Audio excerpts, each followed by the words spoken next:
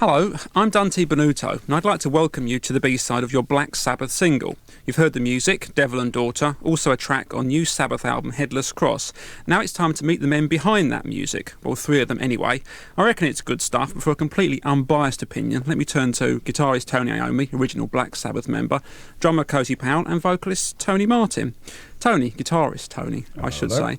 It sounds to me like you had an awful lot of fun making this Black Sabbath album. Was it an enjoyable experience this time round? Oh yeah, it was great. We had a tremendous time. I think from right from the very start, from him just listening to the, putting the riffs together and just all being together, right until the final cut and everything to the album cover, all the way through. I mean, we've seen the whole thing right the way through, and we've had great fun and I think it's been the best album ever, I think. So there was no pressure on you to make a certain type of record. You could just make a Black Sabbath album Well, this that's time. right, yeah. Instead of, like most other people saying, well, we want you to make a commercial sort of record, we had the freedom to make a Black Sabbath album. Cozy, it's your first Black Sabbath album. I understand you were quite keen to keep the heavier side of the band intact.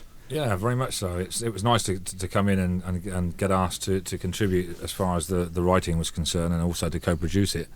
And I think the direction of Sabbath should remain the way we've done on the record. It's important not to commercialise it too much, and very important also that we keep the direction that Tony's always pointed the band in. Because you were asked to join Black Sabbath a few years back, weren't you? Yeah, that's right. Tony asked me about 10 years ago.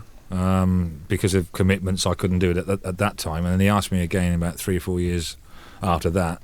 And it was only last year when, after I'd managed to extricate myself from various other commitments. He has to think about it for a bit, you see.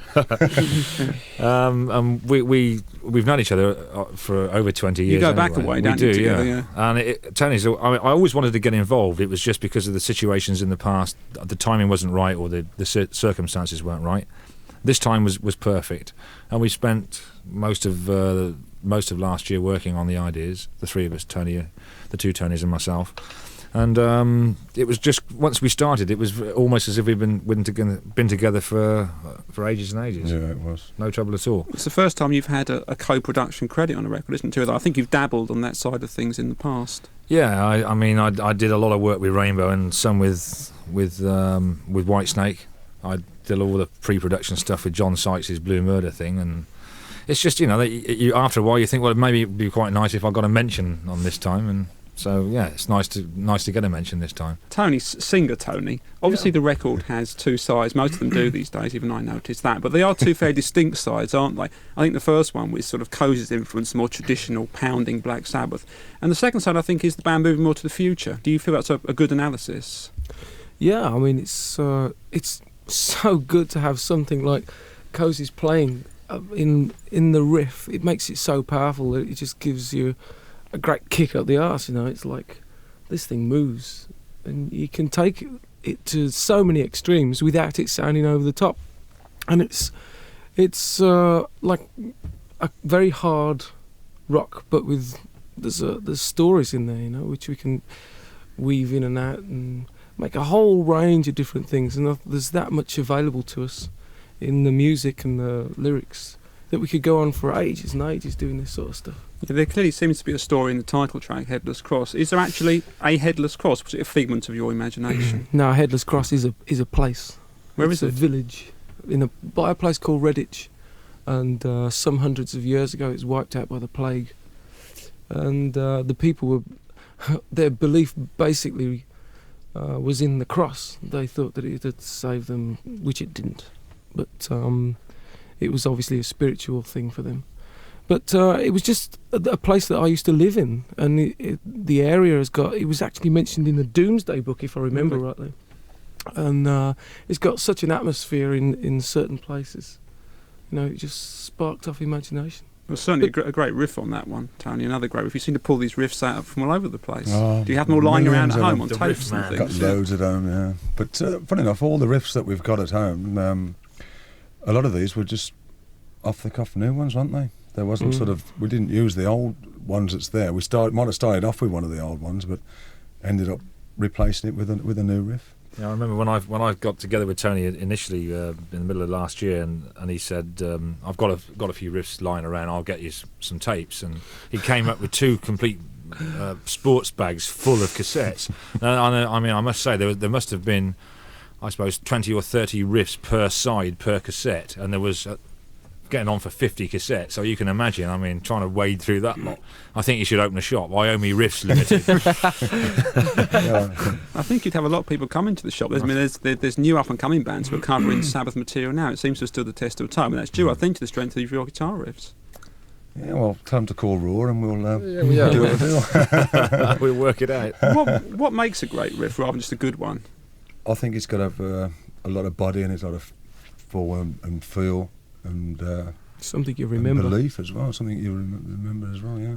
It also seems to me that the simplest riffs, the killer riffs. I mean, all the great Iron Man or something. That's like right. that. All the ones that Tony's written, particularly, are pretty simple. The same with Jimmy Page is another classic example. All those whole lot of luffs, only a 4 or 5 notes, but just the way that they're put together. That's the way that they're played. Some people And really overlook it, don't they? They look the simple things. They go past and try and get something really technical. It seems all the guitarists these days it's 500 notes a minute, but they forget the riff. It's all like a load disappear up your own raw guitar case. So is it fair to say that Black Sabbath is now a very, very musical band? I think it always was, actually. I think again, it's I think people. It only really came to me when we started rehearsing the numbers. There's so much more in these numbers than one realises, and you think, oh yeah, that's pretty simple. We'll just blast through this, and it's not the case at all. There's a lot of work and thought gone into these numbers, a lot more than I ever gave it credit for. And I think Sabbath's always been musical. It's just possibly because of some of the reviews and comments in the past has been undermined a little bit, but there's good melody, isn't there, Tony, in the songs? I think it's great. I mean, I've really enjoyed working on this album. And past out when you hear the final product for the first time, there's a couple of instances where one on a track called Nightwing, and that is a guide vocal, and like I wanted to do another vocal on that, and Cozy just wouldn't let me do it. And I was going, I can't see this, just because he said, wait until the end, wait until it's finished, boy, you'll love it. And we sort of got to the end. And he didn't. And it was just great. Do what you're starting out. It's just like... No more beats. It's just the final product is just... but all the time it was coming together, you could feel it getting better and better each stage. Yeah, I think Nightwing's the best track on the album. It's certainly my favourite. I think it's due to that feel, probably, the sort of spontaneous feel about the vocal. Yeah, that's funny because we did when we first got together, the three of us, back in the summer of last year. We had a sort of rather inebriated nights at Tony's house, and we came up with the first 3 tracks, which was the Headless Cross, When Death Calls, and Nightwing, all in the same evening. We had the structures for all three tracks, and I think again that all the good ones, they come easy. Unfortunately, we had a tape recorder because we'd have never remembered them the next day. Oh, yeah. State we got into. I don't know how we worked the tape recorder after a while. But again, Nightwing came very quickly, and Tony's vocal performance on that, when he first did it in the studio as a guy, I remember I was sitting outside the studio at the time. I was letting him get on with it, just because again, Tony's the sort of guy that he's going to do a good job. You just let him get on with it. Well, I heard this track going on outside, and I thought, blimey, this is really good. And then I came back into the studio and asked the engineer. I said, he said, that was just a guide thing. I said, well, can you just make sure you keep that? Because if that was a guide, I want him to make sure he sings that when he goes for the real one. And the more I heard it, the more and Tony, again, really liked it. And we decided that it was such a good take, we'd like to keep it because they had the right feel. And that's so important with these tracks these days. We've put a lot of thought into this album. We want it to come out the way we intended it to. Yeah, feel's really important. Sabbath has had a doomy feel sometimes in the past, but that can attract some strange people to the band. Now, you told me before, Tony, that when you lived in the States, you had some people like running amok in your air conditioning system. That's right. That was really odd, that was. There was actually living in there for quite a while, because the vents are quite tall, 6 foot or whatever it is. And they was getting all around the house, and I didn't know it. Until later, of course. I thought I was going mad.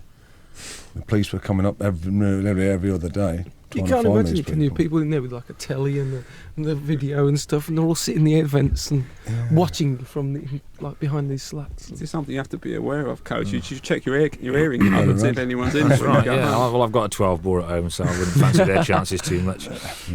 Sabbath has been through many different eras and phases in its career. Do you have particular favourites? I mean, any albums you like better than others? Which is your favourite, Tony? Guitarist Tony? I liked Heaven and Hell album. I think that was the last favourite I had. And the album plus before that, I liked Sabbath Bloody Sabbath. And of course, the first two I liked at the time. But I think this new album's actually very similar in feel to Heaven and Hell. That's my favourite Sabbath album of all time. I think so too. I think it I think it should have been the follow-up instead of all the stuff in between. And that was a really enjoyable album doing that. But I've got to say, this album's been by far the most enjoyable doing the Headless Cross album. Everybody's in the band because they're good at what they do, and everybody was left to do their job themselves. I mean, Tony wasn't breathing down my neck when I did the rhythm tracks. Similarly, I wasn't when he was doing his guitars, nor were either of us when Tony was doing the vocals. And I think if you're given that trust, you're not going to abuse it between fellow musicians anyway, and you're just going to get on and you're going to do the very best you can. So many situations I've been into in the past where people have really told you beat by beat, note by note, what words to sing and how to sing them. I don't really think you're going to get a great performance out of somebody if you're telling them exactly how to do something, particularly if he isn't feeling comfortable on it. So there weren't any arguments between yourself and Tony on the production side? You wanted the drums louder and Tony wanted the guitars louder, things like that? No, we just got them louder than everything else. Everything was louder than everything else. They're pretty loud, I think. I think you have an understanding. I think it sounds from good. Off, you have that sort of professional understanding that you know it's going to be right. It's almost if you put your hand on the faders, you think, wait a minute, if I pull the drums up now, he's going to think I want the drums louder, so you actually pull them back because you don't want to, Not only that, I mean the guys work so well together that they both seem to have the same picture of the end result, so that things they do aren't argued because they both agree with what's got to happen. So the sound that's on the Headless Cross album is it couldn't have been any better, I don't think. He could have messed for days and weeks more and it wouldn't have got any better, I don't think. Yeah, and of course no one knows what Black Sabbath is better than the members of Black Sabbath. Well, that's themselves, right. It's so so it makes difficult sense. when you've got a producer, you bring a producer in for the first time and you're trying to tell him what sound you want, and then you've got to rely on him to try and get you your sound, which you know anyway. It's really unnecessary in our state at the moment. Hopefully by pleasing yourself you're going to please the audience too. What's been the feedback to the album from the general public? It's been really good. Yeah, it's been fantastic. I don't think we could have wished for more up to now. We've had a great. We've been very lucky with the reviews as well. I mean, I think people genuinely like the album, and we've done a couple of personal appearances here and there, and all the fans have said the same thing. They're really pleased with it. They think it's a great album, and I think it sets us on the right road to putting Sabbath back on the top again. And we are involving the kids as well. We want to know what, we've asked them what they want to hear on stage and stuff like this. I mean, to make it as a unit all together, we're playing for ourselves and for them. So we've had kids coming up with lists the other week. We're bringing different lists of what they wanted to hear, So and we've looked at them. So you could be on stage for about 4 hours if you play the whole lot. We could be Easily. on there all night if we wanted to. I mean, we've got enough yeah. numbers to do that all night, and especially from the fan side we could do. But I think one list that we worked it out. We were going to be on stage for nearly 6 hours at one point. Yeah. We were going to do all the numbers in this one. It's band what, dance. we all come with different lists, Well, I've made up a list. Well, I've made up a list. We put them all. They were all added them all together. It's about so 5 we've sort miles of long. picked out the ones that everybody's, the most ones on each one. So presumably we're going to be hearing Paranoid and War Pigs. I think you'd have to do that. I think if we didn't do that, then we'd have a lot of flack. And besides that, I mean, I personally enjoy playing them, and I'm sure everybody else will. We can do it as well. It's not as if we're scared of taking the stuff on. What about you, Cozy? Will there be your legendary drum solo making an appearance, do you think? We're working on some ideas at the moment because I don't know whether many of the fans know, but the pyrotechnics situation has been banned in Europe, and there's a lot of effects that I used to use in the old days with other groups that I now can't use anymore. So I'm working on a number of ideas at the moment, and we'll see by the time the tour comes to the UK, and certainly I'm sure we'll have a few more surprises up our sleeves. Because you're starting in the States, aren't you, this time? That's right. We start on June the 1st, and we're going to continue through most of the summer over there. Come to Europe in September, I believe. Well, finally, Tony, it seems to me that this album is something of a personal triumph for you, because it hasn't all been plain sailing in Black Sabbath, but you've kept the name alive. That's an understatement, if ever. It certainly is. Been diplomatic. You've kept the name alive, and the band appears to be in very rude health at the minute, so you must be very pleased. Very pleased. I think over the last, particularly 2 or 3 years, we took a hell of a lot of slagging and knocks, and not only from ex-members, but from press and whatnot. But I think there's fans out there who've stuck with us, and very proud of them. I'm really pleased, and I'm glad we